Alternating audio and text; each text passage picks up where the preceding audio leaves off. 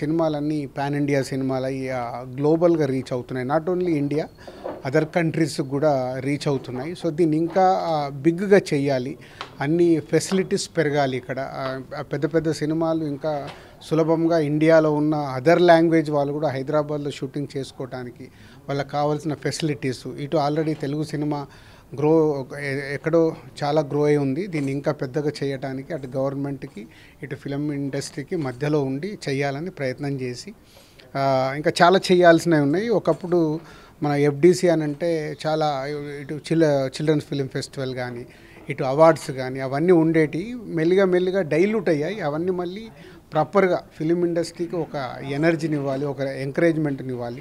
అలాగే గవర్నమెంట్ నుంచి రావాల్సినది ఏదున్నా ఫిలిం ఇండస్ట్రీకి అన్ని పనులు చకచక అయ్యేలాగా నేను ఉండి చేయించాలనే ప్రయత్నం మొదలుపెట్టాను. సో ఈ సంక్రాంతి అయిన తర్వాత ఇంకా ఎఫ్డిసి పైన ఫోకస్ చేస్తాను. So back to back publicity మొత్తం అంతా హెక్టిక్ స్కెడ్యూల్ మీ మీద ఉంది. సో ఎలా ఫేస్ చేయబోతున్నారు ఈ కమింగ్ డేస్ అని? ఇంకో next 25 days day and night hard work చేయాలి. ఎందుకంటే ఇప్పుడు రాబోతున్న సినిమాలు సక్సెస్ఫుల్ సినిమాలుగా కాంటెంట్ రెడీ అయినాయి. అవి ఆడియన్స్ దగ్గరికి సూపర్ హిట్ రేంజ్కి తీసుకెళ్లాలంటే ఓల్డ్ టీమ్స్, 2 సినిమాల టీమ్స్ పనిచేస్తున్నాయి. దానికి నేను వెనకాల ఉంటూ పుషప్ చేస్తూ ఇటు ప్రమోషన్ సైడ్ అటు కాంటెంట్ చెక్ చేస్తూ అన్నీ రీచ్ అయ్యేలాగా చేయాలి. ఒక pan India cinema game changer, అన్ని ప్లేస్లకు తిరగాలి, అన్ని ప్లేస్లో అన్ని స్టేట్స్లలో ప్రమోషన్ చేపియాలి.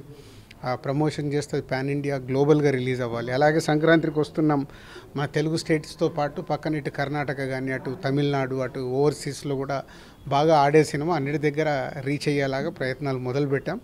సంక్రాంతికి కుమ్మేస్తాం.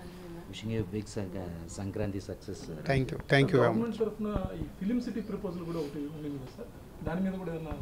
ఆల్రెడీ సీఎం రేవంత్ రెడ్డి గారు అది చెప్పారు నాకు. అంటే రాచకొండ దగ్గర ఏదైతే గవర్నమెంట్ అప్పుడు ఫిలిం ఇండస్ట్రీ కోసము ఒక ప్లేస్ అలాట్ చేసిందో దానిపైన ఫోకస్ చేయాలి.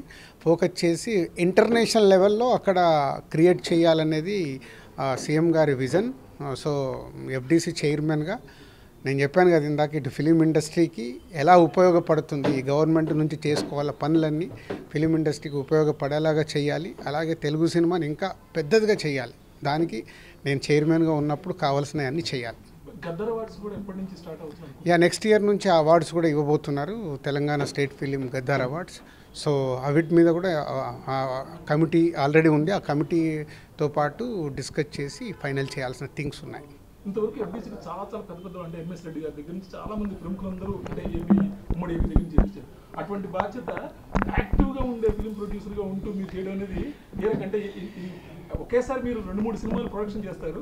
ఇన్ని పడవలు ఈ గవర్నమెంట్ బాధ్యత ఎలా నిర్వహించాలి? అంటే చిరంజీవి గారు నాకు ఒకప్పుడు ఒక పెద్ద మాట చెప్పాడు, రాష్ట్రానికి సీఎం ఉంటాడు, దేశానికి ప్రైమ్ మినిస్టర్ ఉంటారు, వాళ్ళు అన్ని పనులు చేస్తారు కదా. సో చేశారంటే మనం కూడా ప్లాన్డ్గా పనులు చేస్తే పెద్ద కష్టమేం కాదని ఎందుకో ఒకరోజు జనరల్ టాపిక్లో చెప్పాడు. అది నా మైండ్లో ఉండిపోయింది. అంటే నేను ఒక్కొక్క సినిమా తీసినప్పుడు బాగా తీస్తున్నాను అనుకునేవాడిని. అలాగే 4 సినిమాలు తీసినప్పుడు తీయగలిగాను. ఒక సంవత్సరం 6 సినిమాలు చేయగలిగాను. ఇన్ని చేయగలిగినప్పుడు లీడర్షిప్ కరెక్ట్గా ఉంటే ఎన్ని పనులైనా చేయొచ్చు. దానికి కూడా లీడర్షిప్నే లాగా టీముని తయారు చేసి చేస్తాం. స్టూడియో పెట్టే ఆలోచన కూడా మీరు ప్రత్యేకంగా ఉంది అంటే మీరు ఆల్రెడీ ఎగ్జిబిటర్ అంటే ఇప్పుడు ఈ 2 yearsలో నేను స్టూడియో గురించి చైర్మన్గా ఉండి ఆలోచించాను. అది మా కంపెనీ నుంచి CEO వస్తున్నాడు, సో వాళ్ళు చూస్తారు. మాకు ఒక దగ్గర ప్లేస్ ఉంది, దాంట్లో స్టూడియో అనుకున్నాము. బట్ ఇప్పుడు ఎఫ్డిసి చైర్మన్గా ఉన్నప్పుడు నా కోసం కాదు, నలుగురికి ఉపయోగపడే పనే చేయాలి. నేను అదే చేస్తాను. అన్ని పెద్ద సినిమాల్లాగే దానికి ఉంటుంది. తప్పకుండా 2 రాష్ట్రాల్లో పక్కాగా ప్లాన్ చేసి చేస్తాం.